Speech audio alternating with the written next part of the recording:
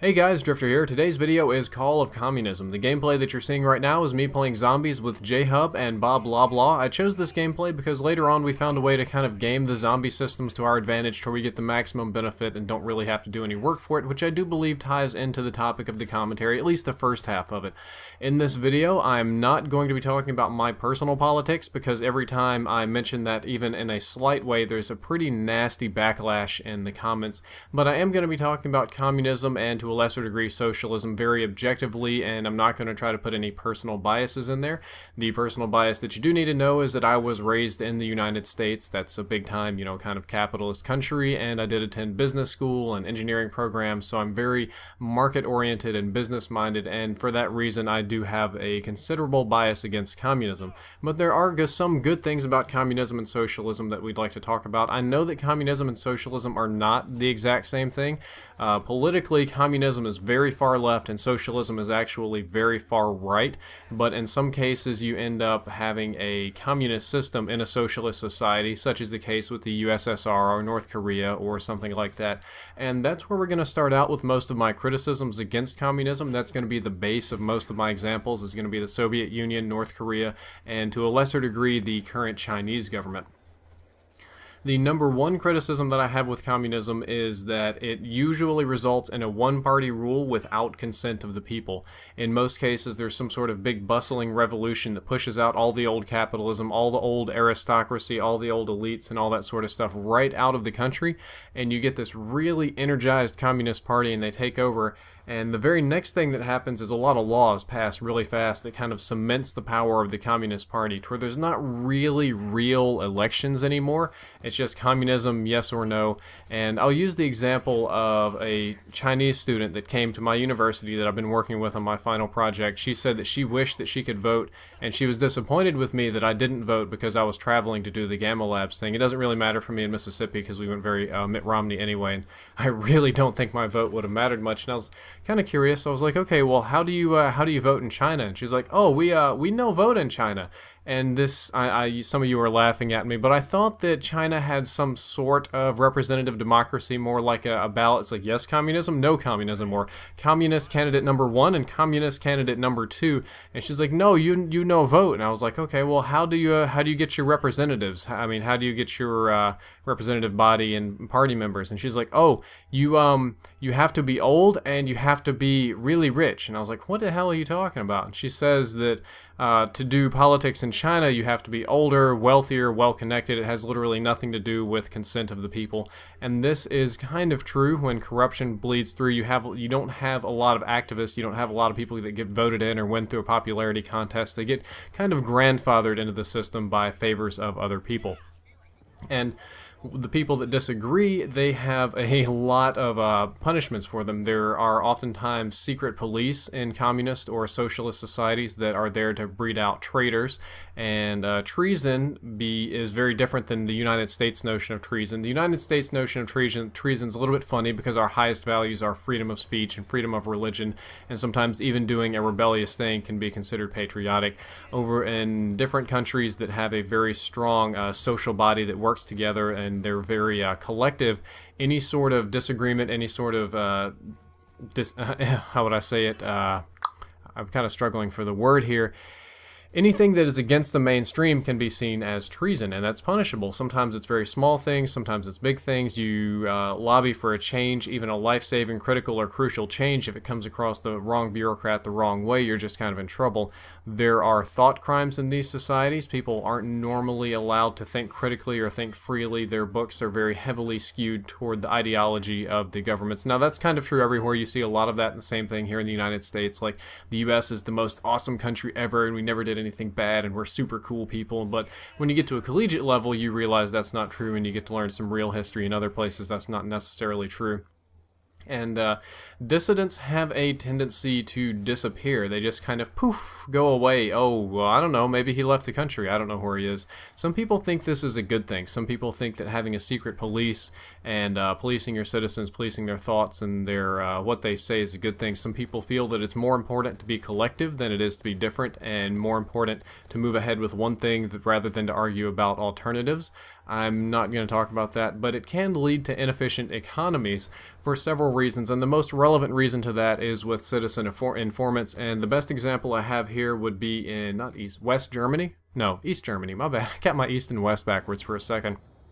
East Germany and a lot of other countries underneath the Soviet version of socialism / communism, they had citizen informants. The saying was that Stalin had eyes everywhere. Everybody was an informant to the secret police, and their goal was to kind of stamp out rebellions before they happened, remove any sort of citizen that didn't disagree with what the party did or was working against the party or anything like that for any reason. And they had tons and tons and tons of citizen informants, and they had more informants than they actually had dissidents.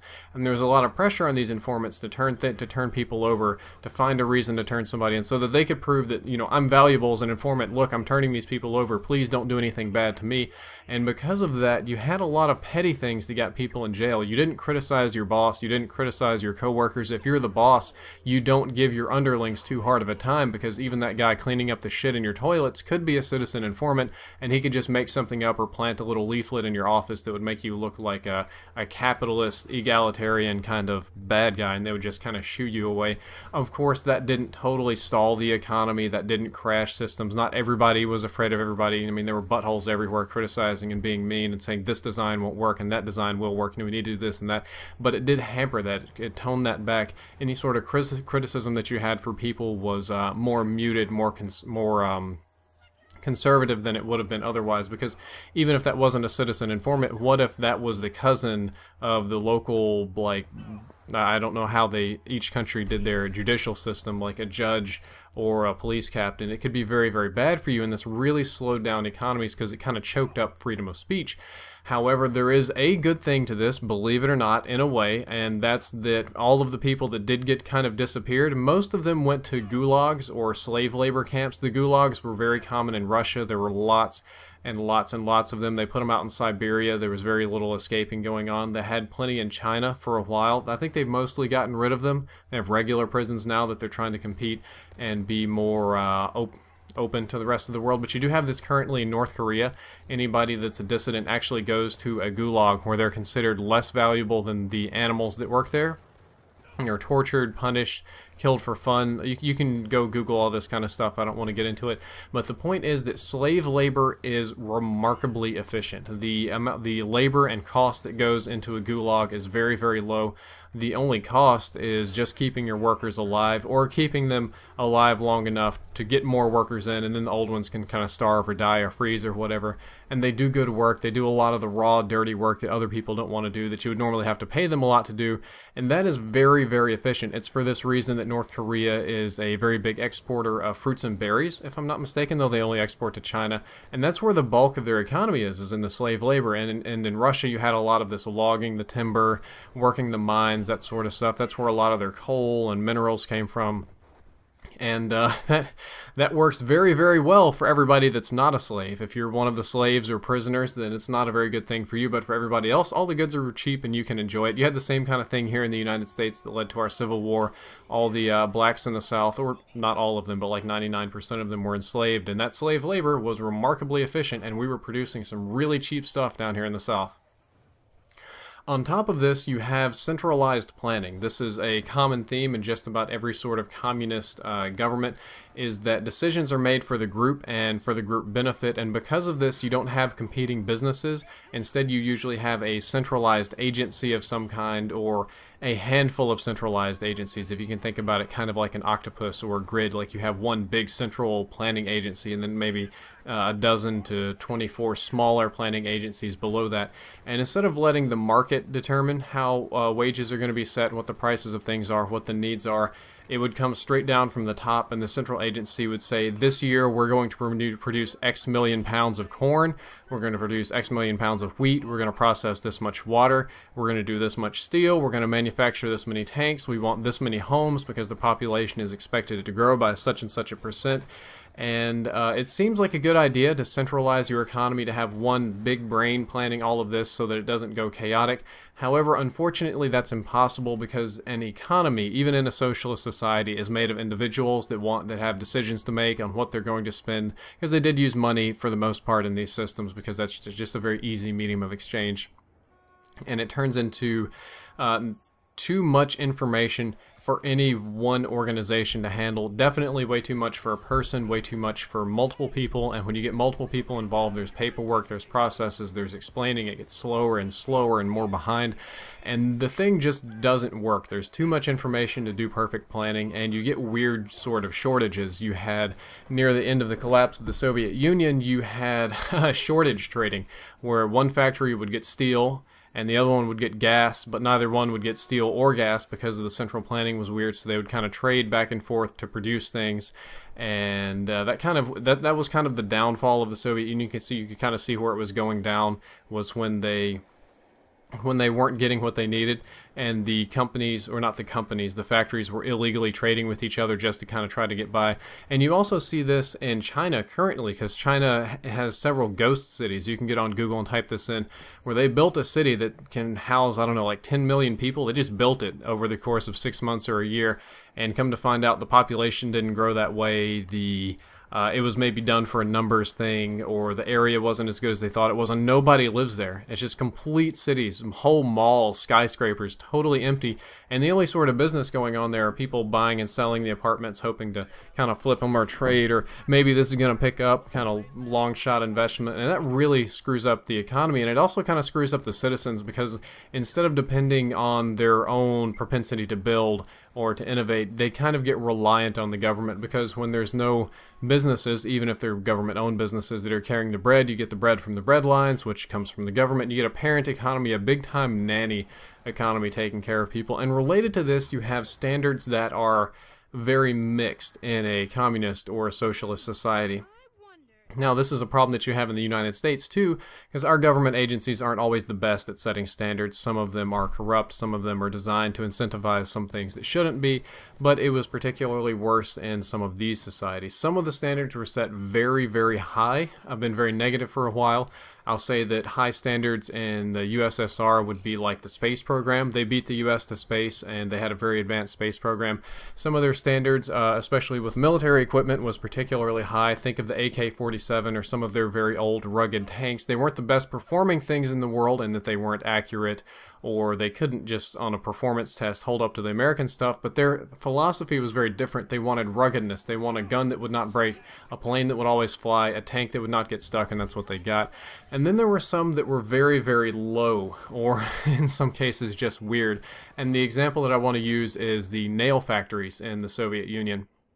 And what they did is they would tell the nail factory, okay, we shipped you this much iron, this much gas, this much whatever labor. We need you to produce a certain amount of nails. And you can do it by number of nails, you can do it by weight of nails, you can do it by a couple of different ways. But the funnier two was the number and the weight. They initially told some factories that what they wanted to do was make like 100 million nails for the whole year. That was the big centralized plan. And the factory only had a limited amount of resources, and they figured, you know what, if we only have to make 100 million nails and that's our only requirement, and we're going to make these sad, tiny, little, thin, flimsy nails that just can barely pass a physical inspection as a nail and probably can't hold boards together for shit, and that's what they did. And they made 10 million nails very, very quickly, and they had lots of stuff left over, and they just took it and traded it and, you know, got more money or booze or whatever they wanted with it.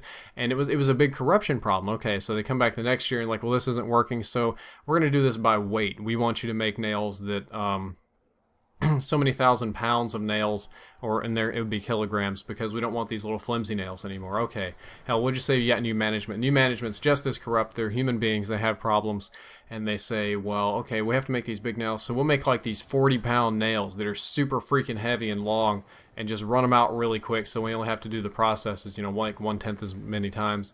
And they do that, and they still have stuff left over, or they've done it cheaper, and they all go home. And it's kind of a corrupt system. You have some weird things like that. There was a story that one of my high school teachers told me. This was back in the 90s, and he said that a friend of his, it was like right after the collapse of the Soviet Union, used to be an artist in the Soviet Union, because they commissioned artwork. They paid for people to make art for the party, and you could actually get in trouble if your art was considered not patriotic enough, but that's not the point. They paid this woman something, it was fairly good, you know, probably better than the factory workers, and she had to do 10 portraits per year. 10 big glorifying portraits for the country, for the art community, for everything per year. And the certification period was in November. So what she would do is she would get paid every month no matter what. She would party, she would sleep, she would be lazy, enjoy herself, and not do anything until about the middle of October.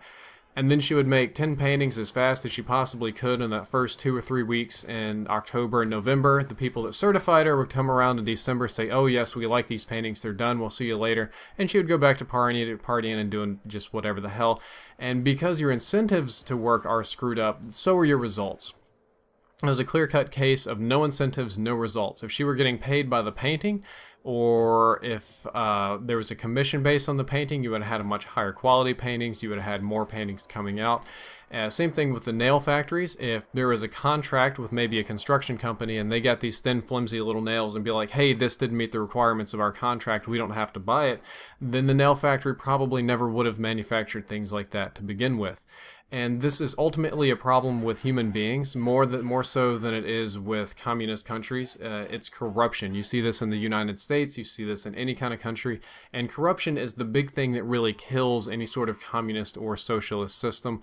Corruption of people that want power, that want to suppress beliefs, that want better for themselves and less for others, or just lazy ass workers. Kind of like another factory was paid to make shoes, and then they were going to make so many number of shoes, and they thought it would just be cheaper to make all size 8 children's shoes because they were small and they didn't use much material, and if we only use one size we can crank them out fast, and that's exactly what they did. But it didn't do anybody any good. If you had, you know, size 11 adult feet, that would be terrible. And the example in the United States is when the U.S. Congress, if I'm not mistaken, was seriously considering voting to make pizza a vegetable, because we had a problem where our school lunches, instead of having enough vegetables, they just didn't. There was mostly carbohydrates, that sort of stuff, and there was a big push to get more vegetables on the student lunch program. So they got together and be like, vegetables are expensive, kids don't eat them. Hey, you know, pizza has a lot of this tomato sauce. Yeah, and sometimes it has onions too. Well, let's vote to make pizza a vegetable. Exact same kind of corruption that you get in other countries, except the effects can be more extreme. Thankfully, that didn't pass here in the United States, but it almost did. And that's mostly my big problems with communism. We're going to swap over to the good things now that I've railed the system for a couple of hours here. Not hours, it was only about 15 or 20 minutes. And when I talk about the good things of socialist and communist systems, I'm mostly thinking about the very efficient sort of hybrid system that you have in China, where you produce a lot of things. And I'm thinking about the very strong socialist governments that you have in Scandinavian countries like Denmark, Norway, Sweden, Finland. What's another one that's very socialist that's kind of slipping my tongue? The Netherlands, if I'm not mistaken. I'm not entirely 100% about the Netherlands. I'm not an expert on all of these governments, but one of the things that these places have in common is that they have a very strong sense of community and oneness instead of competition with each other. And this is very true in the Scandinavian countries. It's very easy because they're all racially similar. They're just now starting to get people to come over from other, like North Africa, and Arabs and Russians and whatnot. Maybe not so much Russians, they've always been coming over there, but they're just now having to deal with immigrants, so you get a little bit of right-wing anti-immigrant stuff popping up in these countries, but they're a very similar people. They all have, it's like 95% atheist, or even liberal Christian would be the other 5%. Blonde hair, blue-eyed, you know, very similar, and they have similar beliefs, and they have a strong sense of community. And this actually works for them in the socialist system, because the socialist systems is by definition, I'm getting a little screwed up after about 18 minutes of talking here, is by definition a very community-based thing, and they have that. And you get a similar kind of thing in China, because they're all Chinese people to some extent. They have Cantonese language, and they have cultural differences because the place is so huge, and you get some Mongolians and Singaporeans and Malaysians coming in, but they are very similar to each other. Oftentimes they look similar, so you might not be able to tell like a Malaysian from a Chinese on occasion. Not always. It's, you know, you've got some genetic drift, and they're very collective people. They believe in us instead of against us. That's changing now that they're getting more capitalist. They're more competitive, more money oriented. But they used to be very collective. It was all about us, the community, and the community being greater than the individual, or community needs being greater than the individual. And communism encourages this sort of thing. In the United States, we don't have that at all. We have a very competitive society. It's us versus them. It's Christians versus Muslims. It's atheists versus everybody. It's Southern versus North. It's East and West United States. It's black and white, Latino versus Asian. And that's the side effect of having a very competitive society. The other good thing that you have kind of relates to where I started criticizing their economies. In theory, the planned economy reduces chaotic crashes. Here in the United States and the rest of Europe, you do see crashes, you see depressions, especially like with our housing crash and our credit crunch and things like that. A planned economy should, in theory, not have these problems. I haven't seen a lot that go well, especially in like the socialist countries and North Korea and whatnot. But the other ones, the Scandinavians, typically don't have very big crashes in their economy. They're relatively stable compared to the rest of the world. And the Chinese economy, its growth rate and what they're doing is something so special, so weird, that would take up a whole nother video just to kind of explain it. But their planning has actually helped stabilize their very, very insane economy. And in both of these countries, well, actually not in China, but in the Scandinavian countries that do socialism well, you see things like a very strong social safety net. They don't go below a certain level of unemployment. They have benefits. They have free health care. They have a lot of things free from the government that are very nice, so that if you fall on bad times, you won't be begging on the streets. You won't be poor very long. It won't be so bad as it could be in a capitalist society where your worth is essentially what you're worth in a monetary figure. The homeless aren't treated very well, and that's a very unfortunate thing. The other thing is that the strict laws I talked about, the use of the secret police, and this actually goes with North Korea and China, and maybe not China, is a little chaotic, but a society that is very, very controlled and very afraid of its government, where the police officers have a lot of leeway to punish in a way. You find that they're safer from normal crimes. You find that there's less people that want to be criminals, less people that'll take that risk to get the reward to steal something just because they're absolutely terrified of the punishment, because it's way out of proportion with what it would be anywhere else. These sort of societies also have very different outlooks on life values and wants and needs, and I would say personally, I can kind of understand that in my society in the United States, and it's especially showing up in China. You have a lot of materialism. It's this big game of who can get the most stuff before they die. I want this. I want these fashionable clothes. I want that gadget. This movie defines me. I'm going to buy it and put it in my collection. I have to drink Monster all the time. And to give you a better example about this, let's say that in the United States tomorrow, bam, marijuana is legalized all over the country, this big thing that hippies and liberals have been fighting with forever. It's finally free and everybody can buy and sell pot. 2 weeks later, you'll see companies starting out like, do marijuana, it's the coolest thing. All the cool kids are doing pot. Do you want to be cool like this surfer guy? And then for girls, they'll have the things like, guys don't like girls that don't smoke. Do you smoke? And it'll just get turned into this big consumption-based thing instead of anything that you enjoy. And on that, I agree with a lot of the more communist teaching, that life is about social interactions, about experiences, about doing things with people, about getting married and starting a family, not just buying all this crap. These countries also don't normally have very large elite classes. At least they're not supposed to, by their own theories. That has happened.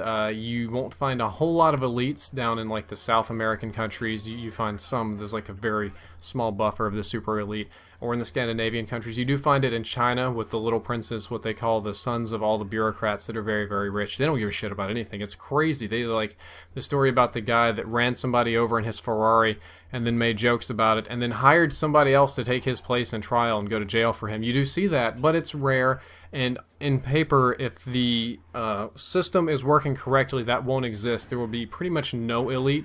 You might have some vestiges of elite from the old royalty that hang around, or some people are just very business oriented. Some people just make money, and of course the very, very upper crust, the long-term representatives, the president, the premier, the prime minister. They're going to be an elite person because they have to be. You want your elites to be making the decisions for the best of everybody. And in these countries, you also have a lot of opportunities for people for education.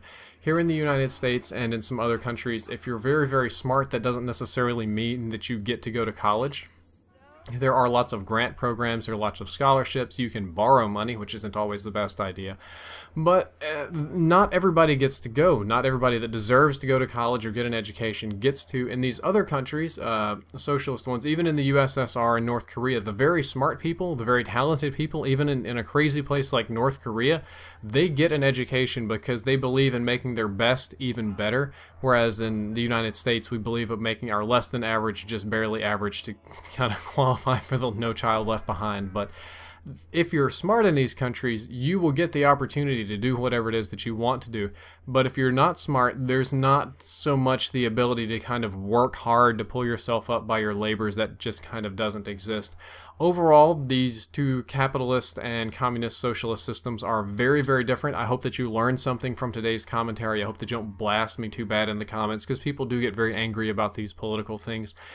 I do prefer my capitalism better, because even though there is a lot of corruption, even though I don't like materialism, and it is chaotic, I do have a higher standard of living. I do have more civil liberties, more freedom. I don't have to worry about going to jail for thought crimes like I would in other countries.